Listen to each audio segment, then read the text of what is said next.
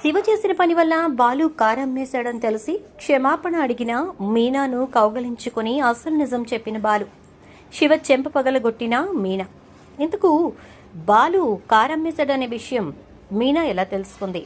మరి మీనా బాలుని క్షమాపణ అడగడానికి గల కారణమేంటి? ఇదంతా కూడా వీడియోలు చూసి తెలుసుకునేద్దాం.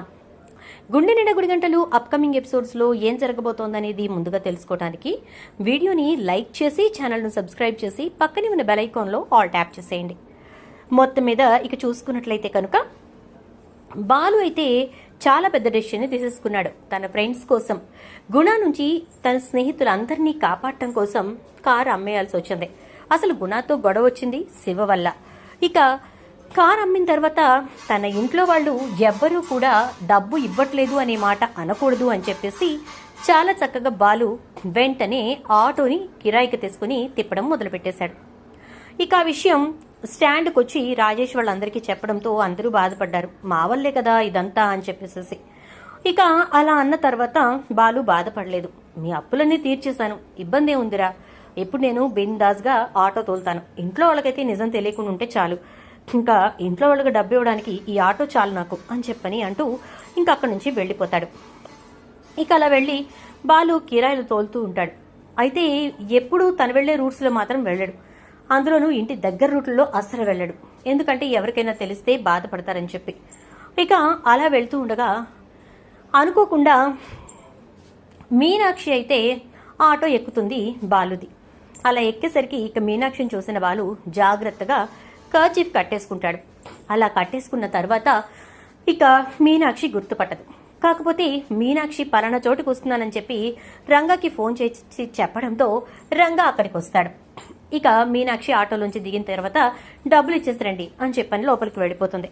ఇక రంగా డబ్బు ఇవ్వడం కోసం ఆటో దగ్గర డబ్బులు జేబులోంచి తీసి లెక్క పెడుతూ ఉండగా గబుక్కున బాలు ముఖానికి ఉన్న కర్చీఫ్ కింద పడిపోతుంది. ఇదిగోయ్యా డబ్బులు అని చెప్పి కిందికి వంగుతాడు రంగా. దాంతో ఎదురుగా బాలు కనిపిస్తాడు. ఒక్కసారిగా చూసి షాక్ అయిపోతాడు. ఏంట్రా ఇది అని చెప్పని అడిగితే అది మావయ్య అది అంటూ ఉంటే ఏం జరిగిందో చెప్పు అని అంటాడు. ఏం లేదులే మావయ్య, కానీ నేను ఇలా ఆటో తోలుతున్నానని మాత్రం ఇంట్లో వాళ్ళు ఎవరికి చెప్పకండి అనేసి ఇక వెళ్ళిపోతాడు. రంగా ఏదో జరుగుతోంది అని చెప్పేసి అనుకుంటూ మీనాకైనా విషయం తెలుసో లేదో అని అనుకుంటూ మీనాకి ఫోన్ చేస్తాడు. చెప్పండి బాబాయ్ అని చెప్పేసి అనగానే ఏమ్మా బాలుకి నీకు ఏమైనా గొడవ అయిందా? బాలు నీకోసం ఏమైనా ఈ మధ్యకాలంలో డబ్బు తెచ్చివ్వడం కానీ ఖర్చు పెట్టడం కానీ చేశాడా అంటాడు. ఏమైంది బాబాయ్, ఎందుకని అడుగుతున్నారు అనగానే అది బాలు కారు తోలకుండా ఆటో తోలుతున్నాడేంటి అని చెప్పని అడుగుతాడు. అదేంటి నాకు తెలీదు బాబాయ్ అంటుంది మీనా. దాంతో ఇక రంగా వెంటనే నీకు తెలీదా, మరి బాలు ఎందుకు ఆటో తోలుతున్నాడో నాకు అర్థం కావట్లేదమ్మా. ఈరోజు మీ పిన్ని బాడీ ఆటోనే ఎక్కొచ్చింది, కాకపోతే మీ పిన్నున్నంతసేపు ముఖానికి కర్చీఫ్ కట్టుకుని మేనేజ్ చేశాడు. నేను డబ్బులు ఇస్తూ ఉండగా ఆ కర్చీఫ్ ఊడిపోయి వాడి ముఖం నాకు కనిపించింది. అడిగితే ఇంట్లో ఎవరికి చెప్పకు అన్నాడు. ఆ విషయం ఏంటో నిదానంగా కనుక్కో, గొడవ పడకు అంటాడు. సరే బాబాయ్ అలాగే అయితే అని చెప్పేసేసి అంటుంది మీనా. సరే బాబాయ్ నేను నిదానంగా అడుగుతాను అని చెప్పి ఇక మీనా ఫోన్ పెట్టేస్తుంది. రాత్రికి బాలు వచ్చిన తర్వాత ఈరోజు బాగా కష్టపడ్డట్టున్నారు అని చెప్పని అంటుంది. అవును మీనా చాలా అని చెప్పని అంటూ అవును నువ్వు నాతో మాట్లాడావు అని చెప్పి చాలా సంతోషపడిపోతూ ఈరోజు ఏం చేశావు అని అడుగుతాడు. పూరీలు చేశాను అని చెప్పి చెప్తుంది. పూరీలు చేసావా, అయితే ఇక నీ కోపం పోయినట్టే, నాకు అర్థమైపోయింది. నా మీనా నా కోసం కష్టపడి పూరీలు చేసింది అంటేనే నా మీద కోపం పోయినట్టు అని చెప్పని అంటాడు బాలు. ఇక మీనా వెంటనే ఈరోజు సంపాదన ఎంత అని అడుగుతుంది. అదేంటి మీనా ఎప్పుడూ లేంది ప్రత్యేకంగా ఈరోజు సంపాదన అడుగుతున్నావు అని చెప్పనంటే ఇక్కడ నుంచి అడుగుతానులేండి అని చెప్పి చెప్తుంది. ఇంకా దాంతో బాలు అయితే అట్లా ఏం లేదు, ఈరోజు పడింది 2-3 కిరాయిలే, సో వాటిల్లో వచ్చిన డబ్బులు కూడా చాలా తక్కువ, అన్నీ పోను ఇదిగో ఈరోజు 1000 రూపాయలు వచ్చాయి అని చెప్పని అంటాడు. పర్వాలేదే, కారులో ఎంత వస్తాయో ఆటోలో కూడా అంతే వస్తాయన్నమాట అంటుంది. అదేంటి ఆటోలో అని చెప్పి వాళ్ళు అంటే మామూలుగా ఆటో ఎక్కానులేండి మధ్యాహ్నం, ఆ ఆటో అతన్ని రోజుకి నీకు సంపాదన ఎంత అంటే 1000 అన్నాడు, అందుకని అంటున్నా అనేసి ఇక మాట దాటేస్తుంది. ఉదయాన్నే బాలు వెళ్ళిన తర్వాత ఇక కార్ స్టాండ్కి వెళ్తుంది. అక్కడ రాజేష్ని కలిసి విషయం అడుగుతుంది. దాంతో ఇక రాజేష్ అయితే తప్పని పరిస్థితుల్లో అవును బాలు కారు అమ్మేశాడు, మా కోసమే అమ్మేశాడు, మా అప్పులన్నీ తీర్చేశాడు అని చెప్పి చెప్తాడు. అదేంటి అని చెప్పని అంటే గుణతో మాకు గొడవ జరిగింది, అందువల్ల చేశాడు ఈ పని అంటే గుణకి మీకు గొడవేంటి, మీరు డబ్బు కట్టాల్సి వస్తే ఆయన ఎందుకు పని కట్టుకుని డబ్బు కట్టారు, అసలు గుణ మీతో గొడవ పట్ట కారణం ఏంటి అని అంటే అది మీనా అంటూ ఉండగానే బాలు ఇంటికి వెళ్ళి అక్కడ మీనా లేకపోవడం చూసి ఖచ్చితంగా దీనికి ఏదో డౌట్ వచ్చింది, కార్ స్టాండ్కే వెళ్ళుంటుంది అని చెప్పి అక్కడికి వస్తాడు. వచ్చేసరికి రాజేష్తో మాట్లాడుతున్న మీనా ఇక రాజేష్ దగ్గర ఉన్నటువంటి మీనాను గబగబా పద ఏంటి ఇక్కడికి వచ్చావు, నేను కిరాయికి వెళ్ళాను, ఎరా చెప్పావా కిరాయికి వెళ్ళానని అని అంటూ ఉంటే అది బాలు నిజం తెలిసిపోయింది అనుకుంటా అంటాడు.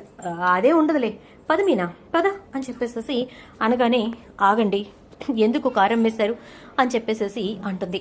అది మీనా అంటే ఏం జరిగిందంటే అంటూ ఉండగానే గుణ కోసం వీళ్ళు డబ్బులు కట్టాలట, ఆ డబ్బుల కోసం మీరు కారు అమ్మడం ఏంటి, అసలు గుణకి మీకు గొడవ ఏంటి, గుణ శివ ఫ్రెండ్ కదా, అంటే శివ చేయి విరగడానికి గుణకి ఈ డబ్బులు కట్టడానికి ఏదో సంబంధం ఉంది, చెప్పండి ఏం జరిగింది అసలు అని చెప్పని అంటూ దయచేసి చెప్పండి ప్లీజ్ అని ఏడుస్తూ ఉంటుంది.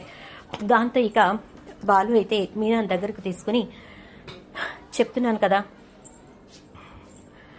ఏమీ లేదు, జరిగిందేంటో పూర్తిగా చెప్తాను విను, నీకు ఇప్పుడు తెలిసింది సగం మాత్రమే. గుణతో నాకు గొడవ లేదు, కానీ నా గొడవ వల్ల శివతోటి, అసలే శివ కోసం వెతుకుతున్నాను ఆ రోజు, ఎందుకంటే మా అమ్మ దగ్గర పోయిన 1,00,000 రూపాయలు వాడే కొట్టేశాడు, ఆ విషయం ఫోటో స్టూడియోకి వెళ్ళినప్పుడు తెలిసింది. ఇక వాడి కోసం వెతుకుతున్న టైంలోనే రాజేష్ గారు డబ్బులు ఇవ్వాలి అని చెప్పి గుణ అడగడానికి వచ్చాడు. అదే టైంలో శివగాడు వెనకాలే గుణ వెనకై వచ్చి రాజేష్ని కొట్టే ప్రయత్నం చేశాడు, కొట్టాడు కూడా. దాంతో నాకు కోపం వచ్చింది.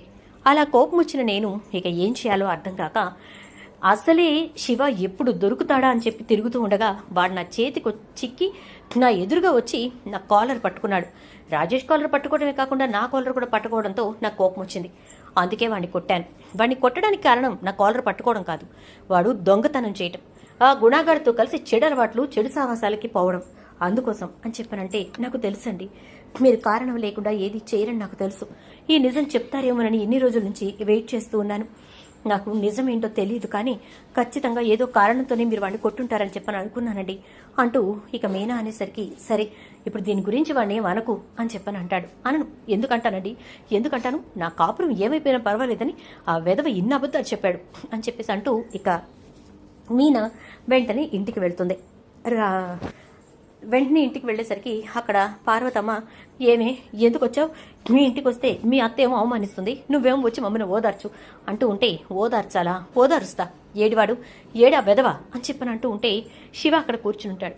ఏంటక్క అలా అంటున్నా శివవంక చూస్తూ మీనా అయితే చాలా కోపంగా చి నువ్వు ఒక మనిషివేనా, నువ్వు చేసిన తప్పుకి నా భర్తను బలి చేస్తావా, నా కాపురాన్ని నాశనం చేస్తావా అంటూ శివ చెంపలు వాయిస్తుంది. దాంతో పార్వతమ్మ ఏమి నీ మొగుడు కొట్టింది చాలేదని నువ్వు కూడా వచ్చి నా బిడ్డను చావగొడుతున్నావా అంటూ ఉంటుంది. మా ఆయన చెయ్యి విరిచాడు, నేనైతే చెంప పొగరగొట్టి గుండె నొక్కేసేదాన్ని, పీక నులిమి చంపేసేదాన్ని అంటుంది. ఎందుకే అంత తప్పు నా కొడుకు ఏం చేశాడు అనగానే ఏం చేశాడా, నీ ముద్దుల పుత్రరత్నం కాలేజీలకు వెళ్లకుండా ఆ గుణాగాడి ఆఫీసులో పనిచేస్తున్నానని చెప్పి వాడితో కలిసి దొంగతనాలు చేస్తున్నాడు, ఎవరి దగ్గర చేయలేదు, మా అత్తయ్య దగ్గరే దొంగతనం చేశాడు అని చెప్పి చెప్తుంది మీనా. దాంతో ఒక్కసారిగా షాక్ అయిపోతుంది పార్వతమ్మ. ఏం మాట్లాడుతున్నావే, నిజం చెప్పు అంటూ ఉంటే నిజమమ్మా, అబద్ధం ఆడాల్సిన అవసరం నాకేంటి, నా భర్త ఇప్పుడే అసలు నిజం బయట పెట్టారు, వీడి మూలాన వీడు చేసిన పని వల్ల ఆ గుణాగాడు టాక్సీ స్టాండ్లో ఉన్న వాళ్ళందరి దగ్గర డబ్బులు ఇమ్మని చెప్పి గట్టిగా ప్రెజర్ చేసేసరికి నా భర్త ఉన్న ఒక్క ఆధారమైన కార్ని అమ్మేసి ఆ డబ్బులు వాళ్ళందరి అప్పు కింద తీర్చి ఈరోజు ఆటో డ్రైవర్గా మారాడు. ఇదంతా జరిగింది వీడి వల్ల. ఇప్పుడు ఈ విషయం మా అత్తగారికి తెలిస్తే ఇంకేమైనా ఉందా, ఆవిడ డబ్బు కొట్టేసింది శివ అని, శివ వల్ల ఇప్పుడు ఈయన కారు అమ్ముకొని ఆటో నడుపుతున్నారని తెలిస్తే నా జీవితం ఏమైనా ఉంటుందా, నా బ్రతుకు తెల్లారిపోతుంది. ఏంటమ్మా ఇది, నా పుట్టింటి నుంచి నాకు సంతోషం రాకపోయినా పర్వాలేదు, కష్టాలు వస్తే నేనేం చెయ్యాలి, చెప్పమ్మా చెప్పు అంటూ శివ చెంపలు వాయిస్తుంది. దాంతో ఇక పార్వతమ్మకి కోపం వచ్చి ఏరా దుర్మార్గుడా, ఇంత నీచపు ఆలోచనలు చేసి ఇంత దుర్మార్గమైన పని చేసి మళ్ళీ పైపెచ్చు బావ గురించి అక్కకు లేనిపోనివని చెప్తావా, వాళ్ళిద్దరి మధ్యన చిచ్చు పెడతావా, గొడవ పెడతావా అంటూ పార్వతమ్మ కూడా వాయిస్తుంది. ఈలోపు ఇక సుమతి వచ్చి, ఏరా శివ, బావ ఎప్పుడు మనకి అండగానే నిలబడ్డాడుగా, ఎందుకురా నీకు ఇలాంటి దుర్బుద్ధి పుట్టింది? ఆ గుణగాడి సాహసం మానేయమంటే అస్సలు మానవు, ఇంకా నుంచి ఎక్కడికైనా కదులు, చెప్తాను నీ సంగతి అని చెప్పానంటే పార్వతమ్మ, వద్దులేవి, అసలు మనం ఈ ఊరిలో నుంచే వెళ్ళిపోదాం, ఈ గోలంతా లేకుండా ఉంటుంది, ఎలాగూ అక్క జీవితాన్ని బావ శుభ్రంగానే చూసుకుంటాడు, మనం ఉండి అనవసరంగా వాళ్ళ జీవితంలో చిచ్చులు రేపిన వాళ్ళం అవుతున్నాం అంటూ పార్వతమ్మ అని అంటే మీనా బాధపడుతుంది. మరి మీరెక్కడికి వెళ్ళొద్దు, నేను ఆయనతో చెప్తాను అని చెప్పేసి అంటుంది. చూద్దాం మరి రాబోయే ఎపిసోడ్స్లో ఏం జరుగుతుందో. వీడియో నచ్చితే లైక్ అయితే చేసి వీడియోని షేర్ చేసేయండి. అలాగే ఛానల్ సబ్స్క్రైబ్ చేసుకోండి. పక్కనే ఉన్న బెల్ ఐకాన్లో ఆల్ ట్యాప్ చేయడం అస్సలు మర్చిపోకండి. Subscribe friends.